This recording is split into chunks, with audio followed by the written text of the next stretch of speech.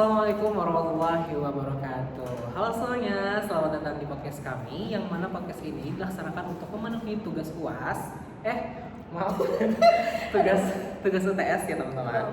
Tugas UTS untuk mata kuliah Filsafat Jiwa Islam. Perkenalkan sebelumnya, aku Ahmad Mujahid Haq sebagai host pada podcast kali ini. Nah, bersama saya sudah hadir narasumber kita yaitu Nur Syifa Asri. Kita berdua akan membahas salah satu tokoh besar nih dalam filsafat Islam yang pemikirannya masih relevan sampai sekarang. Nah, yaitu kira-kira apa? Ada yang tahu nggak dulu nih? Iya dong. Ya udah langsung aja. Yaitu ada Ibnu Sina, khususnya mengenai filsafat jiwanya. Keren ya kayak pembahasan kita hari ini. Iya, betul banget nih. Oke. Sebelum masuk ke pembahasan, mungkin narasumber bisa memperkenalkan diri terlebih dahulu. Baik, mungkin tadi sudah diperkenalkan sama host kita, cuman kali ini aku bakal memperkenalkan kembali. Halo semuanya, perkenalkan nama aku Nur Syifa Azkia Osli, mahasiswa dari program studi Psikologi Islam. Dan hari ini kami berdua tentunya akan berbagi tentang bagaimana Ibnu Sina sendiri memahami konsep jiwa, serta bagaimana pemikirannya ini dapat dikaitkan dengan perspektif Islam dan kehidupan modern sekarang. Baik, kita mulai dari pengenalan singkat terlebih dahulu, gimana Kak? Boleh banget nih. Aku penasaran siapa sih sebenarnya Ibnu Sina itu Kak? Oke, mungkin cuma pernah mendengar namanya atau pernah dijelaskan sekilas ya. Oke. Jadi siapa sih Ibnu Sina ini? Jadi Ibnu Sina atau Avicenna adalah seorang filsuf, dokter, dan juga ilmuwan muslim yang lahir pada tahun 980 Masehi di wilayah Persia atau sekarang disebut dengan Iran. Dan karya beliau ini juga sangat banyak, tetapi yang paling terkenal itu adalah Al-Qanun fi Al-Tib dalam bidang kedokteran, karena kan beliau itu juga disebutkan seorang kedokteran juga yang maksudnya tuh ilmu beliau itu di ilmu kedokteran, bukan hanya filsafat tetapi ada di ilmu kedokteran. Dan juga ada kitab Al-Nafs dalam bidang filsafat jiwa, yang mana ini akan kita bahas nantinya. Nah, yang menariknya nih, Ibnu Sina ini adalah salah satu tokoh yang berhasil menggabungkan pemikiran filsafat Yunani dengan ajaran Islam. Ia membahas tentang hakikat manusia, hubungan tubuh dan jiwa, serta tujuan hidup manusia itu dalam kerangka yang tidak bertentangan dengan agama. Wih, berarti beliau bukan hanya ilmuwan ya kayak, Iya, tapi betul, juga betul. seorang spiritualitas. Betul banget. Karena dalam pemikiran ini tadi kan sisi akal dan sisi ketuhanannya itu sangat erat. Jadi tidak balance yang hanya ketuhanan saja atau tentang akal saja, tetapi beliau menggabungkan keduanya sehingga lahirlah filsafat jiwa Islam. Benar-benar. Nah, kita langsung masuk ke inti pembahasan aja Kak. Boleh nih. Ya udah, aku mau tahu dong Kak, bagaimana sih Ibnu Sina itu memaknai jiwa? Oke, jiwa. Jadi gini, menurut Ibnu Sina, jiwa itu adalah substansi yang berdiri sendiri, jadi tidak bergantung pada tubuh. Jadi jiwa itu tidak rusak meskipun tubuh kita hancur. Maksudnya gimana sih? Oke, jadi gini. Kalau penjelasan singkatnya itu, menurut Ibnu Sina itu jiwa itu merupakan benda fisik. Jadi tubuh itu bisa sakit, bisa lemah, bisa tua, atau bahkan mati. Tetapi jiwa itu tetap ada dan dia tidak ikut mati ataupun rusak. Iya, dengan kata lain, jiwa itu tidak bergantung pada tubuh untuk tetap eksis. Jadi analoginya itu seperti ini. Bayangkan lampu dan listrik. Lampu itu tubuh dan listrik itu adalah jiwa. Listrik itu bakal akan tetap mengalir, akan bakal tetap kayak tetap ada gitu. Nah, walaupun lampu itu pecah, rusak, tapi listrik itu tetap ada. Begitu juga dengan jiwa.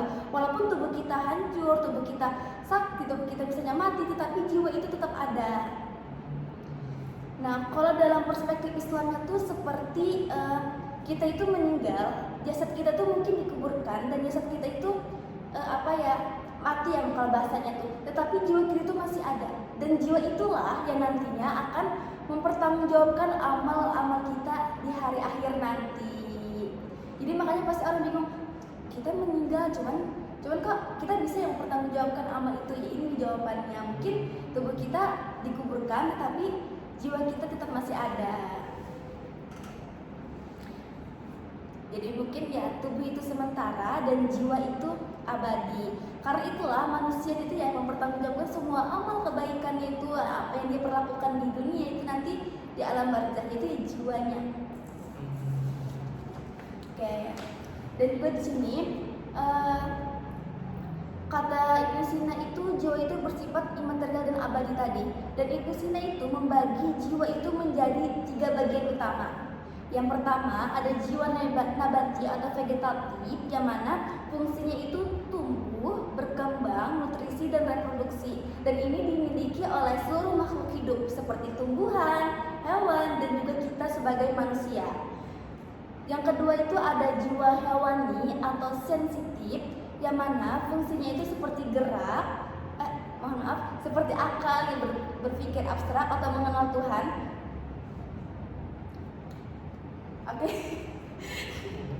Oke, mohon maaf. Jadi untuk jiwa hewan ini seperti gerak, jadi persepsi, imajinasi dan emosi yang dimana itu dimiliki oleh hewan dan manusia.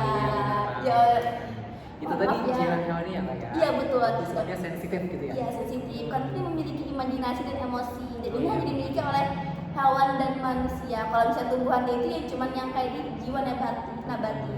Dan yang terakhir ini ada jiwa insani atau rasional, yang mana ya inilah yang membedakan manusia dengan makhluk lainnya. Yaitu fungsinya itu adalah ada akal, berpikir abstrak dan mengenal Tuhan. Mana kan ini hanya dimiliki oleh manusia. Yang membedakan manusia dengan makhluk lainnya itu adalah di akal. Dan makanya yang paling penting menurut Ibnu Sina adalah akal, karena melalui akal manusia itu dapat mencapai kesempurnaan jiwa dan mengenal Sang Pencipta. Oh, berarti manusia itu lengkap ya Kak ya? Iya. Ada dari segi aspek biologisnya, emosional, dan spiritualnya. Iya betul banget. Jadi semua itu saling berkaitan. Oke, kalau gitu kita oh ya, kayaknya saya pernah deh Kak dengar tentang eksperimen pikiran Ibnu Sina. Namanya itu kalau nggak salah Flying Man. Kakaknya tahu? Flying Man. Flying Man atau manusia terbang ya? Iya Kak. Oke. Bisa dijelaskan mungkin ya Kak ya? Boleh. Jadi flying man atau manusia terbang ini bukan yang tubuh kita yang terbang, tetapi ini hanyalah eksperimen pikiran yang dikemukakan oleh Ibnu Sina. Jadi bukan yang kayak secara nyata kita yang terbang, tetapi ini merupakan kayak kita disuruh Ibnu Sina itu menyuruh kita membayangkan nih, seandainya kayak seseorang tuh diciptakan kayak tiba-tiba dalam keadaan melayang di udara. Coba deh ya, kamu pikirkan kayak manusia itu diciptakan melayang di udara, yang mana seluruh tubuhnya itu dan inderanya tidak berfungsi. Dia tidak melihat, tidak mendengar, ataupun tidak menyentuh dan tidak mencium apapun. Tetapi kan orang itu tak menyadari bahwa dirinya itu ada. Nah, jadi dalam keadaan yang seperti tadi itu, manusia itu tak menyadari bahwa dirinya itu ada, dan dia mungkin tidak tahu dunia, tubuh ataupun sekitarnya. Tetapi dia pasti tahu bahwa aku itu ada. Walaupun dia tidak melihat aku ini di mana, aku sedang apa, tapi dia tahu kan aku ini ada dan aku tuh hidup. Mungkin seperti itu. Jadi bukan yang kayak pasti kalau pelayangan manusia terbang, manusia itu kayak kalau kita tuh pikirnya manusia yang terbang. Jadi bukan manusia yang secara utuh yang terbang, tetapi tadi pikiran.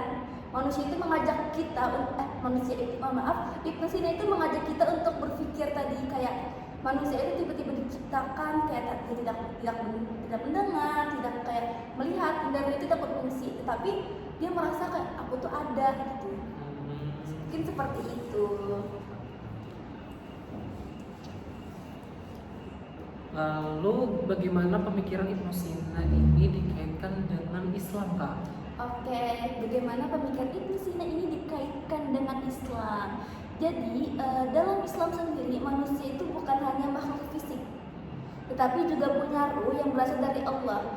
Jadi konsep jiwa Ibnu Sina ini sejalan dengan beberapa prinsip Islam, seperti yang pertama, jiwa itu bersifat abadi dan akan mempertanggungjawabkan amalnya di akhirat, seperti sudah kita jelaskan di awal tadi.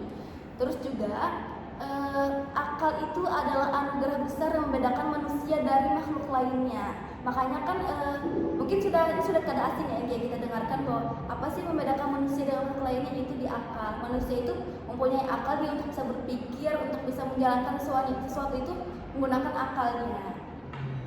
Dan tujuan hidup manusia adalah mencapai kesempurnaan baik secara intelektual maupun spiritual yang pada akhirnya mengarah pada pengenalan kepada Allah. Dan itu Sina juga percaya bahwa dalam mensucikan jiwa, manusia itu bisa mencapai kebahagiaan hakiki, konsep yang sangat dekat dengan ajaran tasawuf dan etika Islam. Masya Allah. Itu tadi pemikiran Ibnu Sina yang dikatakan dengan Islam. Iya. Oke, sekarang terakhir deh Kak, bagaimana referensi pemikiran Ibnu Sina untuk kehidupan kita sehari-hari? Oke, bagaimana sih pemikiran relevansi pemikiran Ibnu Sina untuk kehidupan kita sehari-hari? Tentunya itu sangat relevan. Kenapa?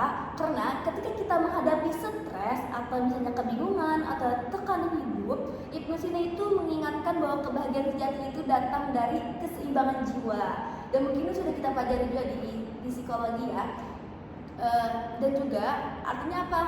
Tubuh itu harus dijaga, emosi itu harus diolah, dan akal itu juga harus dikembangkan. Bagaimana cara kita bisa mengembangkan akal? Dengan cara kita mungkin bisa mendapatkan banyak informasi, mungkin di sosial media atau misalnya di kelas sendiri atau di tempat-tempat yang kita datangi. Tapi informasi itu bisa kita pilih yang mana yang bisa kita ambil, dan yang mana informasi itu tuh tidak yang menimbulkan fitnahan atau misalnya hoax yang akan membuat diri kita itu kepikiran juga gitu. Nah, jadi ya tadi informasi itu ya, cara kita untuk mengembangkan akal itu dengan cara kita memilah informasi itu dengan baik, informasi yang kita dapatkan. Serta juga hubungan kita dengan Allah itu juga harus diperkuat. Dan ini yang penting karena konsep ini mirip dengan mental health modern. Nah, hanya saja konsep Ibnu Sina ini lebih spiritual. Mungkin tentang mental health modern kita sudah sering mendengarnya ya. Oke deh, berarti keren banget ya Kak. Iya. Untuk hari podcast kali ini kita bahas tentang Ibnu Sina, yang mana beliau itu menurut aku sih luar biasa banget sih. Iya, betul banget nih. Dan udah gak kerasa nih kita udah di penghujung podcast banget nih Kak. Sudah terwujud ya Iya, sedih banget. Kalau gitu saya terima kasih banyak kepada narasumber atas penjelasannya.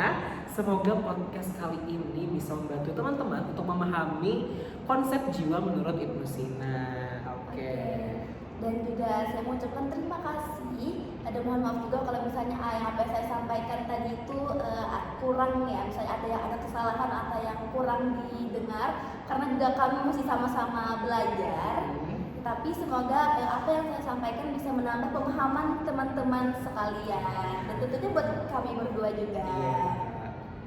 Oke, kalau gitu sampai jumpa di podcast berikutnya.